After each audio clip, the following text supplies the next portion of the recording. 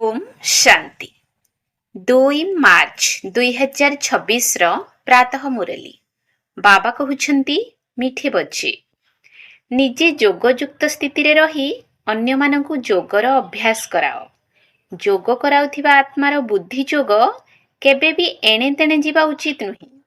निजे जोगयुक्त स्थिति रे रही अन्य मानकु जोगर अभ्यास कराओ। जोग कराउथिबा आत्मार बुद्धि जोग केबे भी एणे तेणे जीवा उचित नुही। प्रश्न केउं पिलामानंको उपरे बहुत बड़ दायित्व रहिछि सेमाने केउं कथा प्रति निश्चित ध्यान देबा उचित।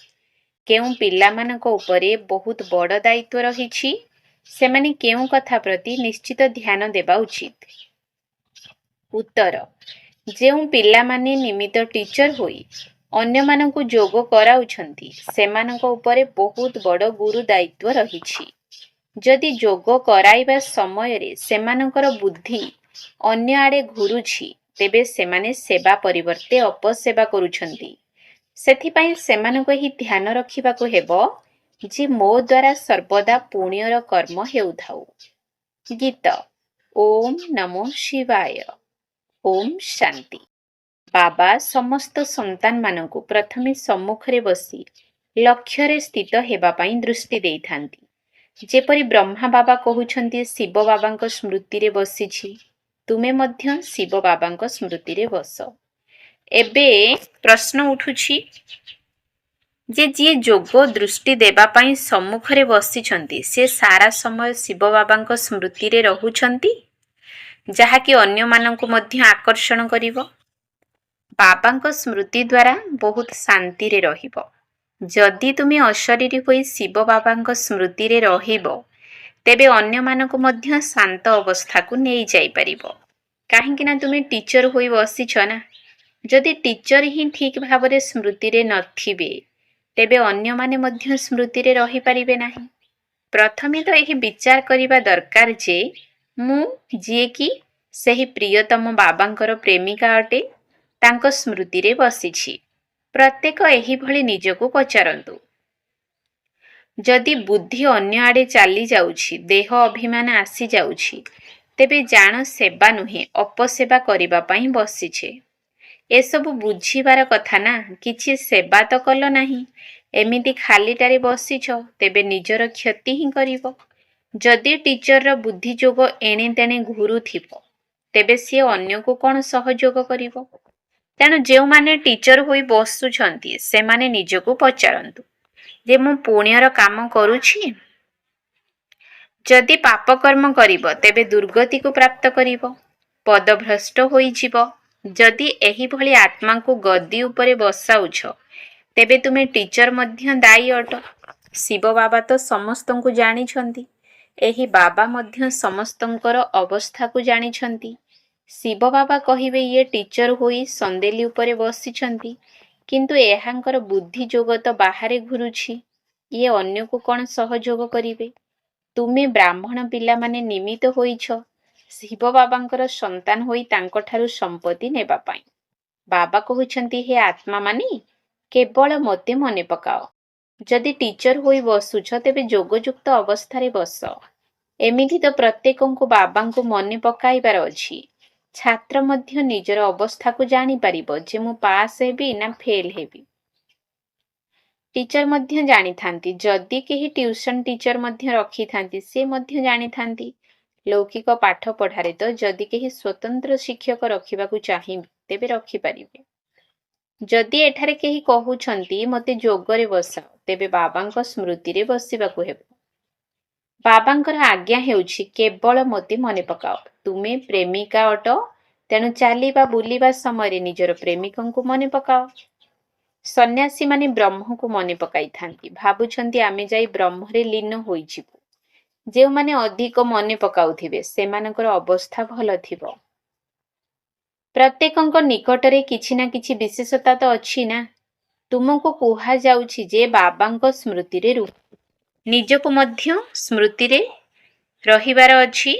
बाबांको पाखरे केही केही तो सत्यवादी मध्य अछंती केही मिथ्यावादी मध्य अछंती।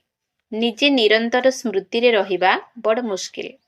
केही केही तो बाबांको साथी रे बिल्कुल सत्यतार सहित रहुछंती ବାବା ମଧ୍ୟ ନିଜର ଅନୁଭବ ତୁମକୁ ଶୁଣାଉଛନ୍ତି ଯେ କିଛି ସମୟ ୟାଦରେ ରହୁଛି ପୁଣି ଭୁଲି ଯାଉଛି, କାରଣ ବହୁତ ଦାୟିତ୍ୱ ରହିଛି। ଅନେକ ସନ୍ତାନ ମାନଙ୍କର ଦାୟିତ୍ୱ ନେବାକୁ ପଡୁଛି। ତୁମମାନଙ୍କୁ ଏକଥା ମଧ୍ୟ ଜଣା ପଡୁନାହିଁ ଯେ ଏହି ମୁରଲୀ ଶିବ ବାବା ଶୁଣାଉଛନ୍ତି ନା ବ୍ରହ୍ମା ଶୁଣାଉଛନ୍ତି, କାରଣ ଦୁଇ ଜଣ ଯାକ ଏକାଠି ଅଛନ୍ତି ନା। ଇ ବ୍ରହ୍ମା ମଧ୍ୟ କହୁଛନ୍ତି ମୁଁ ମଧ୍ୟ ଶିବ ବାବାଙ୍କୁ ମନେ ପକାଉଛି। ଏହି ବାବା ମଧ୍ୟ ପିଲାମାନଙ୍କୁ ଯୋଗରେ ବସାଉଛନ୍ତି। ଯେତେବେଳେ ଏହି ବ୍ରହ୍ମା ବାବା ଯୋଗରେ ବସୁଛନ୍ତି, ତୁମେ ଦେଖୁଛ ବାୟୁମଣ୍ଡଳ କିପରି ଶାନ୍ତ ନିସ୍ତବ୍ଧ ହୋଇଯାଉଛି। ଅନେକଙ୍କୁ ଆକର୍ଷିତ କରାଉଛନ୍ତି। ପିତା ଅଟନ୍ତି ନା, କହୁଛନ୍ତି ପିଲାମାନେ ତୁମେ ମଧ୍ୟ ବାବାଙ୍କ ସ୍ମୃତିରେ ରୁହ। ନିଜକୁ ମଧ୍ୟ ସ୍ମୃତିରେ ରହିବାର ଅଛି, କେବଳ ପଣ୍ଡିତ ହେବାର ନାହିଁ। ସ୍ମୃତିରେ ନ ରହିଲେ ଅନ୍ତିମ ସମୟରେ ଫେଲ ହୋଇଯିବ। ବାବା ମମାଙ୍କର ତ ଉଚ୍ଚ ପଦ ରହିଛି, ବାକି ମାଳା ତ ଏବେ ତିଆରି ହୋଇନାହିଁ। ଏପର୍ଯ୍ୟନ୍ତ ଗୋଟିଏ ମଧ୍ୟ ଦାନା ବା ଆତ୍ମା ସମ୍ପୂର୍ଣ୍ଣ ହୋଇନାହାନ୍ତି। ଆଗରୁ ବାବା ମାଳା ତିଆରି କରୁଥିଲେ ପିଲାମାନଙ୍କ ସ୍ଥିତିକୁ ଉପରକୁ ଉଠାଇବା ପାଇଁ, କିନ୍ତୁ ଦେଖାଗଲା ଯେ ମାୟା ବହୁତଙ୍କୁ ହରାଇ ଦେଲା। ସବୁକିଛି ସେବା ଉପରେ ନିର୍ଭର କରୁଛି। ତେଣୁ ଯିଏ ସମ୍ମୁଖରେ ଯୋଗ କରାଇବା ପାଇଁ ବସୁଛନ୍ତି ତାଙ୍କୁ ବିଚାର କରିବାର ଅଛି ଯେ ମୁଁ ଭଲ ଟିଚର ହୋଇ ବସିବି, ନଚେତ କହିଦେବା ଦରକାର ଯେ ମୋର ବୁଦ୍ଧି ଏଣେ ତେଣେ ଚାଲି ଯାଉଛି, ତେଣୁ ମୁଁ ଏଠି ବସିବାର ଯୋଗ୍ୟ ନୁହେଁ। ନିଜେ କହିଦେବା ଉଚିତ। ଏମିତି ବି ନୁହେଁ ଯେ କେହି ବି ଆସି ନିଜେ ନିଜେ ବସି ପଡ଼ିବେ। କେହି କେହି ଅଛନ୍ତି ଯେଉଁମାନେ ମୁଖରେ ମୁରଲୀ ଶୁଣାଉନାହାନ୍ତି କିନ୍ତୁ ଯୋଗରେ ରହୁଛନ୍ତି। କିନ୍ତୁ ଏଠାରେ ତ ଜ୍ଞାନ ଯୋଗ ଉଭୟରେ ଆଗୁଆ ହେବା ଦରକାର। ତୁମର ପତି ଅତି ସୁନ୍ଦର ଅଟନ୍ତି, ତେଣୁ ତାଙ୍କୁ ତ ବହୁତ ୟାଦ କରିବା ଦରକାର। ଏଥିରେ ହିଁ ପରିଶ୍ରମ ରହିଛି। ବାକି ପ୍ରଜା ହେବା ତ ସହଜ କଥା। ଦାସ ଦାସୀ ହେବା କିଛି ବଡ଼ କଥା ନୁହେଁ। ସେମାନେ ଜ୍ଞାନକୁ ଧାରଣ କରିପାରି ନଥାନ୍ତି। ଯେମିତି ଦେଖ ଯଜ୍ଞରେ ଭଣ୍ଡାରୀ ବଚି ଭୁଲି ବଚି ଭଣ୍ଡାର ସମ୍ଭାଳୁଛନ୍ତି, ସମସ୍ତଙ୍କୁ ଖୁସି କରି ଦେଉଛନ୍ତି, କାହାକୁ ଦୁଃଖ ଦେଉନାହାନ୍ତି। ସମସ୍ତେ ତାଙ୍କର ମହିମା କରୁଛନ୍ତି। ବାହା ଶିବ ବାବାଙ୍କର ଭଣ୍ଡାରୀ ତ ନମ୍ବର 1 ଅଟନ୍ତି। ଅନେକଙ୍କର ହୃଦୟକୁ ଖୁସି କରି ଦେଉଛନ୍ତି। ବାବା ମଧ୍ୟ ପିଲାମାନଙ୍କର ଦିଲକୁ ଖୁସି ଦେଇ ଆସୁଛନ୍ତି। ବାବା କହୁଛନ୍ତି ଯେ ମୋତେ ମନେ ପକାଅ ଏବଂ ଏହି ଚକ୍ରକୁ ବୁଦ୍ଧିରେ ରଖ। ଏବେ ପ୍ରତ୍ୟେକଙ୍କୁ ନିଜର କଲ୍ୟାଣ କରିବାର ଅଛି। ନିଷ୍ଠାପର ଭାବରେ ସେବା କରିବା ଦରକାର। ତୁମକୁ ବହୁତ ଦୟାଶୀଳ ହେବା ଦରକାର। ମନୁଷ୍ୟ ମୁକ୍ତି ଜୀବନ ମୁକ୍ତି ପାଇବା ପାଇଁ ବହୁତ ଧକ୍କା ଖାଉଛନ୍ତି। କାହାକୁ ବି ସଦ୍ଗତି ବିଷୟରେ ଜଣା ନାହିଁ। ଭାବୁଛନ୍ତି ଯେ ଯେଉଁଠାରୁ ଆସିଛୁ ସେହିଠାକୁ ଫେରିଯିବୁ। ସୃଷ୍ଟିକୁ ନାଟକ ବୋଲି ଭାବୁଛନ୍ତି, କିନ୍ତୁ ସେହି ଅନୁସାରେ ଚାଲୁନାହାନ୍ତି। ଦେଖ କେଉଁଠି କେଉଁଠି ମୁସଲମାନ ମାନେ ମଧ୍ୟ କ୍ଲାସକୁ ଆସୁଛନ୍ତି। କହୁଛନ୍ତି ଆମେ ବାସ୍ତବରେ ଦେବୀ ଦେବତା ଧର୍ମର ଅଟୁ, କିନ୍ତୁ ପରେ ମୁସଲମାନ ଧର୍ମକୁ ଚାଲି ଯାଇଛୁ। ଆମେ 84 ଜନ୍ମ ନେଇଛୁ। ସିନ୍ଧରେ ଓମ ମଣ୍ଡଳୀକୁ ମଧ୍ୟ 5-6 ଜଣ ମୁସଲମାନ ଆସୁଥିଲେ, ଏବେ ମଧ୍ୟ ଆସୁଛନ୍ତି। ତେବେ ଆଗକୁ ରହିପାରିବେ କି ନାହିଁ ତାହା ତ ଦେଖାଯିବ, କାରଣ ମାୟା ତ ପରୀକ୍ଷା ନେଇଥାଏ। କେହି ତ ପକ୍କା ହୋଇ ରହିଯାଆନ୍ତି, ଆଉ କେହି ରହିପାରନ୍ତି ନାହିଁ। ଯେଉଁମାନେ ବାସ୍ତବିକ ଭାବରେ ବ୍ରାହ୍ମଣ ଧର୍ମର ହୋଇଥିବେ, 84 ଜନ୍ମ ନେଇଥିବେ, ସେମାନେ ତ କେବେ ବି ହଲିବେ ନାହିଁ। ବାକିମାନେ କୌଣସି ନା କୌଣସି କାରଣରୁ ଚାଲିଯିବେ। ଦେହ ଅଭିମାନ ମଧ୍ୟ ବହୁତ ଆସିଯାଉଛି। ତୁମମାନଙ୍କୁ ବହୁତଙ୍କର କଲ୍ୟାଣ କରିବାକୁ ହେବ, ନଚେତ ପଦ କ'ଣ ପାଇବ? ଘର ଦ୍ୱାର ତ ଛାଡ଼ିଛ ନିଜର କଲ୍ୟାଣ ପାଇଁ। ବାବାଙ୍କ ଉପରେ କୌଣସି ଦୟା କରୁନାହିଁ। ଯଦି ବାବାଙ୍କର ହୋଇଛ, ତେବେ ସେହିଭଳି ସେବା ମଧ୍ୟ କରିବା ଦରକାର। ତୁମକୁ ତ ରାଜପଦର ପୁରସ୍କାର ମିଳୁଛି। 21 ଜନ୍ମ ପାଇଁ ସଦା ସୁଖର ରାଜତ୍ୱ ମିଳୁଛି। କେବଳ ମାୟା ଉପରେ ବିଜୟ ପ୍ରାପ୍ତ କରିବାକୁ ହେବ ଏବଂ ଅନ୍ୟମାନଙ୍କୁ ମଧ୍ୟ ଶିଖାଇବାକୁ ହେବ। କେହି କେହି ଫେଲ ମଧ୍ୟ ହୋଇଯାଉଛନ୍ତି। ଭାବୁଛନ୍ତି ରାଜ୍ୟପଦ ପାଇବା ତ ବହୁତ କଷ୍ଟକର। ବାବା କହୁଛନ୍ତି ଯେ ଏପରି ଭାବିବା ତ ଦୁର୍ବଳତା ଅଟେ। ବାବା ଏବଂ ତାଙ୍କର ସମ୍ପତ୍ତିକୁ ମନେ ପକାଇବା ବହୁତ ସହଜ। ପିଲାମାନଙ୍କ ଭିତରେ ରାଜ୍ୟପଦ ନେବାର ସାହସ ଆସୁନାହିଁ, ତେଣୁ ଭୀରୁ ହୋଇ ବସି ଯାଉଛନ୍ତି। ନା ନିଜେ ନେଉଛନ୍ତି ନା ଅନ୍ୟକୁ ନେବା ପାଇଁ ସହଯୋଗ ଦେଉଛନ୍ତି। ତେବେ ପରିଣାମ କ'ଣ ହେବ? ବାବା ବୁଝାଉଛନ୍ତି ଯେ ରାତିଦିନ ସେବା କର। କଂଗ୍ରେସୀମାନେ ମଧ୍ୟ ଦେଶକୁ ସ୍ୱାଧୀନ କରିବା ପାଇଁ ମେହନତ କରିଥିଲେ, କେତେ କଷ୍ଟ ସହନ କଲେ, ତେବେ ଯାଇ ତ ବିଦେଶୀଙ୍କ ଠାରୁ ରାଜ୍ୟ ନେଲେ। ତୁମକୁ ବି ରାବଣ ଠାରୁ ରାଜ୍ୟ ନେବାର ଅଛି। ସିଏ ତ ସମସ୍ତଙ୍କର ଶତ୍ରୁ। ଦୁନିଆକୁ ଜଣା ନାହିଁ ଯେ ଆମେ ରାବଣର ମତରେ ଚାଲୁଛୁ, ତେଣୁ ଦୁଃଖୀ ହେଉଛୁ। କାହାକୁ ବି ସଚ୍ଚା ସଚ୍ଚା ସ୍ଥାୟୀ ଆନ୍ତରିକ ସୁଖ ନାହିଁ। ଶିବ ବାବା କହୁଛନ୍ତି, ମୁଁ ତୁମମାନଙ୍କୁ ସଦା ସୁଖୀ କରିବା ପାଇଁ ଆସିଛି। ତେବେ ଶ୍ରୀମତରେ ଚାଲି ଶ୍ରେଷ୍ଠ ହେବାର ଅଛି। ସମସ୍ତ ଭାରତବାସୀ ନିଜର ଧର୍ମକୁ ଭୁଲି ଯାଇଛନ୍ତି। ଯଥା ରାଜାରାଣୀ ତଥା ପ୍ରଜା ସମସ୍ତେ ଭୁଲି ଯାଇଛନ୍ତି। ଏବେ ତୁମମାନଙ୍କୁ ଜ୍ଞାନ ମିଳୁଛି ସୃଷ୍ଟିର ଚକ୍ର କିପରି ଘୁରୁଛି। ତାହା ବି ନମ୍ବରବାର ଭୁଲି ଯାଉଛ। ବୁଦ୍ଧିରେ ଧାରଣ ହେଉନାହିଁ। ଯଦିଓ ବ୍ରାହ୍ମଣ ବହୁତ ହେଉଛନ୍ତି, କିନ୍ତୁ କେତେକ ଧାରଣାରେ ଦୁର୍ବଳ ହୋଇଥିବା କାରଣରୁ ବିକାରର ବଶୀଭୂତ ହୋଇଯାଉଛନ୍ତି। କହୁଛନ୍ତି ଆମେ ବିକେ, କିନ୍ତୁ ବାସ୍ତବରେ ବିକେ ନୁହନ୍ତି। ବାକି ଯେଉଁମାନେ ସମ୍ପୂର୍ଣ୍ଣ ରୂପେ ନିର୍ଦ୍ଦେଶ ଅନୁସାରେ ଚାଲୁଛନ୍ତି, ଅନ୍ୟମାନଙ୍କୁ ନିଜ ସମାନ କରୁଛନ୍ତି, ସେହିମାନେ ହିଁ ଉଚ୍ଚ ପଦ ପାଇପାରିବେ। ବିଘ୍ନ ତ ଆସିବ। କେତେକ ଜ୍ଞାନାମୃତ ପାନ କରୁ କରୁ ଛାଡ଼ି ଚାଲି ଯାଉଛନ୍ତି ଏବଂ ବିଘ୍ନ ପକାଉଛନ୍ତି। ଏହାର ମଧ୍ୟ ଗାୟନ ଅଛି। ସେମାନଙ୍କ ପଦ କ'ଣ ହେବ? କେତେ ମାତାମାନେ ତ ବିକାର ପାଇଁ ମାଡ଼ ମଧ୍ୟ ଖାଉଛନ୍ତି। କହୁଛନ୍ତି ବାବା ଏହି ଦୁଃଖକୁ ଟିକେ ସହନ କରିଯିବୁ। ମୋର ବାବା ହିଁ ମୋର ପତି ଅଟନ୍ତି ନା। ମାଡ଼ ଖାଇଲେ ମଧ୍ୟ ମୁଁ ଶିବ ବାବାଙ୍କୁ ୟାଦ କରୁଛି। ସେମାନେ ମଧ୍ୟ ବହୁତ ଖୁସିରେ ରହୁଛନ୍ତି। ଏହିଭଳି ଅସରନ୍ତି ଖୁସିରେ ରହିବା ଉଚିତ। କାହିଁକି ନା ବାବାଙ୍କ ଠାରୁ ଆମେ ସମ୍ପତ୍ତି ନେଉଛୁ, ଅନ୍ୟମାନଙ୍କୁ ମଧ୍ୟ ନିଜ ଭଳି କରିଚାଲିଛୁ। ବାବାଙ୍କର ଏହି ସିଡ଼ି ଚିତ୍ର ବହୁତ ମନେ ରହୁଛି। ବାବା ଏହାକୁ ବଡ଼ ମହତ୍ଵ ଦେଉଛନ୍ତି। ଯେଉଁ ପିଲାମାନେ ବିଚାର ସାଗର ମନ୍ଥନ କରି ଏହିଭଳି ସବୁ ତିଆରି କରୁଛନ୍ତି, ବାବା ମଧ୍ୟ ତାଙ୍କୁ ବହୁତ ଧନ୍ୟବାଦ ଦେଉଛନ୍ତି। ନହେଲେ ଏଭଳି ମଧ୍ୟ କହିବା, ବାବା ହିଁ ସେହି ପିଲାମାନଙ୍କୁ ଏହା ଅନୁଭବ କରାଇଛନ୍ତି। ସିଡ଼ି ଚିତ୍ର ବହୁତ ସୁନ୍ଦର ତିଆରି କରିଛନ୍ତି। ତୁମେ 84 ଜନ୍ମକୁ ଜାଣିବା ଦ୍ୱାରା ସାରା ସୃଷ୍ଟିର ଆଦି ମଧ୍ୟ ଅନ୍ତକୁ ଜାଣିଯାଇଛ। ଏହା ଫାଷ୍ଟ କ୍ଲାସ ଚିତ୍ର ଅଟେ। ତ୍ରିମୂର୍ତ୍ତି ଗୋଲା ଚିତ୍ରଠାରୁ ମଧ୍ୟ ଏଥିରେ ଭଲ ଜ୍ଞାନ ରହିଛି। ଏବେ ଆମେ ଉପରକୁ ଚଢୁଛୁ। କେତେ ସହଜ କଥା। ବାବା ଆସି ଲିଫ୍ଟ ଦେଉଛନ୍ତି, ଅର୍ଥାତ୍ ସହଜରେ ଉପରକୁ ଉଠାଉଛନ୍ତି। ଆମେ ଶାନ୍ତିରେ ବାବାଙ୍କ ଠାରୁ ସମ୍ପତ୍ତି ନେଉଛୁ। ସିଡ଼ିର ଜ୍ଞାନ ବହୁତ ଭଲ। ଏହା ବୁଝାଇବାକୁ ହେବ ଯେ ତୁମେ ତ ହିନ୍ଦୁ ନୁହଁ, ତୁମେ ଦେବୀ ଦେବତା ଧର୍ମର ଅଟ। ଯଦି କହିବେ ସତରେ କ'ଣ ଆମେ 84 ଜନ୍ମ ନେଇଛୁ, ତେବେ କୁହ, ଆରେ ତୁମେ କାହିଁକି ବୁଝୁନ କି ଆମେ 84 ଜନ୍ମ ନେଇଛୁ ବୋଲି। ଏବେ ସିଡ଼ି ଚିତ୍ରକୁ ମନେ ପକାଅ, ତେବେ ପୁଣି ପ୍ରଥମ ନମ୍ବରରେ ଆସିଯିବ। ଆମ କୁଳର ହୋଇଥିଲେ ଏଭଳି ପ୍ରଶ୍ନ କରିବ ନାହିଁ ଯେ ସମସ୍ତେ କ'ଣ 84 ଜନ୍ମ ନେବେ। ଆରେ ତୁମେ କାହିଁକି ଭାବୁଛ ଯେ ଆମେ ଡେରିରେ ଆସିଛୁ? ବାବା ସବୁ ପିଲାମାନଙ୍କୁ କହୁଛନ୍ତି, ତୁମେ ଭାରତବାସୀ 84 ଜନ୍ମ ନେଇଛ। ଏବେ ପୁଣି ନିଜର ସମ୍ପତ୍ତି ନିଅ, ସ୍ୱର୍ଗକୁ ଚାଲ। ତୁମେ ପିଲାମାନେ ଯୋଗରେ ବସିବା ସମୟରେ ସିଡ଼ି ଚିତ୍ରକୁ ମନେ ପକାଇଲେ ବହୁତ ଖୁସି ଲାଗିବ। ଆମେ 84 ଜନ୍ମର ଯାତ୍ରା ପୂର୍ଣ୍ଣ କରିଛୁ। ଏବେ ଆମେ ଫେରି ଯାଉଛୁ। କେତେ ଖୁସି ଲାଗୁଛି। ସେବା କରିବାରେ ମଧ୍ୟ ଉତ୍ସାହ ରହିବା ଉଚିତ। ବୁଝାଇବାର ଉପାୟ ମଧ୍ୟ ବହୁତ ମିଳୁଛି। ସିଡ଼ି ଚିତ୍ର ସମ୍ବନ୍ଧରେ ବୁଝାଅ। ଚିତ୍ର ତ ସବୁ ଥିବା ଦରକାର ନା। ତ୍ରିମୂର୍ତ୍ତି ଚିତ୍ର ମଧ୍ୟ ଦରକାର। ବାବା ମଧ୍ୟ କହୁଛନ୍ତି ଯେ ତୁମେ ମୋର ଭକ୍ତମାନଙ୍କ ପାଖକୁ ଯାଅ। ସେମାନଙ୍କୁ ଏହି ଜ୍ଞାନ ଶୁଣାଅ। ସେମାନେ ତୁମକୁ ମନ୍ଦିରରେ ହିଁ ମିଳିବେ। ମନ୍ଦିର ମାନଙ୍କରେ ମଧ୍ୟ ସିଡ଼ି ଚିତ୍ର ଉପରେ ବୁଝାଇ ପାରିବ। ସାରାଦିନ ବୁଦ୍ଧିରେ ଏହି କଥା ରହୁ ଯେ ଆମେ କିପରି ବାବାଙ୍କର ପରିଚୟ ଦେବା, କାହାର କଲ୍ୟାଣ କରିବା। ଦିନକୁ ଦିନ ବୁଦ୍ଧିର ତାଲା ଖୋଲି ଖୋଲି ଚାଲିବ। ଯେଉଁମାନଙ୍କୁ ସମ୍ପତ୍ତି ପାଇବାର ଥିବ ସେମାନେ ଆସିବେ। ଦିନକୁ ଦିନ ନୂଆ ନୂଆ ଆତ୍ମାମାନେ ଆସି ଜ୍ଞାନ ଯୋଗ ଶିକ୍ଷା କରୁଛନ୍ତି। କାହା କାହା ଉପରେ ମାୟାର ପ୍ରଭାବ ପଡ଼ିଗଲେ ବାବାଙ୍କୁ ବୁଝାଇବାକୁ ପଡ଼ିଥାଏ, କିନ୍ତୁ ସେମାନେ ବୁଝିପାରନ୍ତି ନାହିଁ ଯେ ମୋ ଉପରେ ଗ୍ରହଚାରୀ ରହିଛି, ତେଣୁ ମୋ ଦ୍ୱାରା ସେବା ହେଉନାହିଁ। ସାରା ଦାୟିତ୍ୱ ତୁମମାନଙ୍କ ଉପରେ ହିଁ ରହିଛି।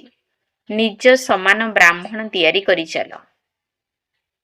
ସେବାରେ ରହିବା ଦ୍ୱାରା ବହୁତ ଖୁସି ମିଳିଥାଏ, ବହୁତଙ୍କର କଲ୍ୟାଣ ହୋଇଥାଏ। ବାବାଙ୍କୁ ବମ୍ବେରେ ସେବା କରିବାରେ ବହୁତ ମଜା ଆସୁଥିଲା।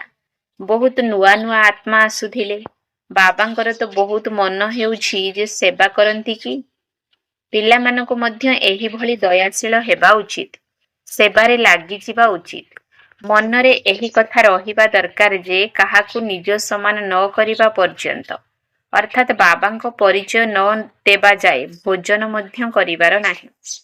ପ୍ରଥମେ ପୁଣ୍ୟନ୍ତ କରି ପ୍ରଥମେ ପାପ ଆତ୍ମାଙ୍କୁ ପୁଣ୍ୟାତ୍ମା କରିବା ପରେ ଯାଇ ରୁଟି ଖାଇବି। ଏବେ ସେବାରେ ସର୍ବଦା ଲାଗି ରହିବା ଦରକାର। ପ୍ରଥମେ କାହାର ଜୀବନକୁ ସଫଳ କରିବି, ତେବେ ଯାଇ ରୁଟି ଖାଇବି। ନିଜ ସମାନ ବ୍ରାହ୍ମଣ କରିବାର ଚେଷ୍ଟା କରିବା ଦରକାର।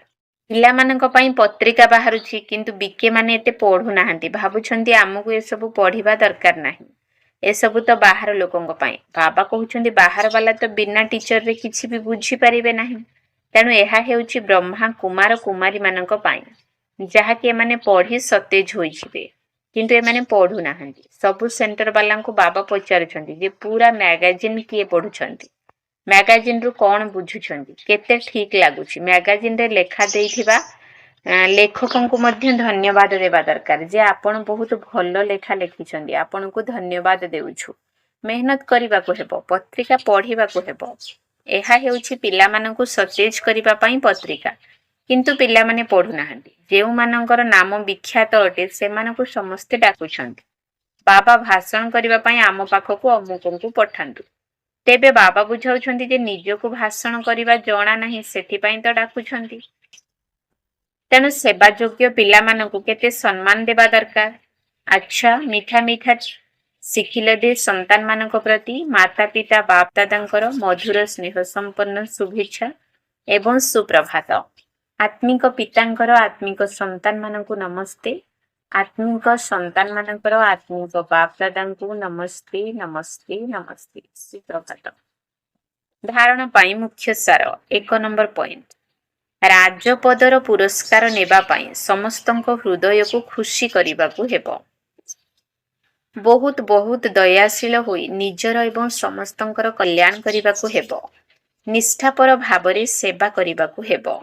ରାଜପଦର ପୁରସ୍କାର ନେବା ପାଇଁ ସମସ୍ତଙ୍କ ହୃଦୟକୁ ଖୁସି କରିବାକୁ ହେବ।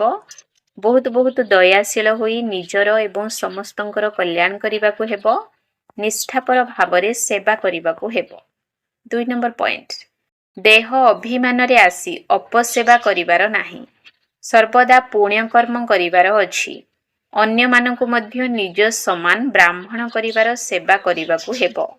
ଯୋଗ୍ୟ ସେବାଧାରୀ ମାନଙ୍କୁ ସମ୍ମାନ ଦେବାକୁ ହେବ। ଦେହ ଅଭିମାନରେ ଆସି ଅପସେବା କରିବାର ନାହିଁ। ସର୍ବଦା ପୁଣ୍ୟ କର୍ମ କରିବାର ଅଛି।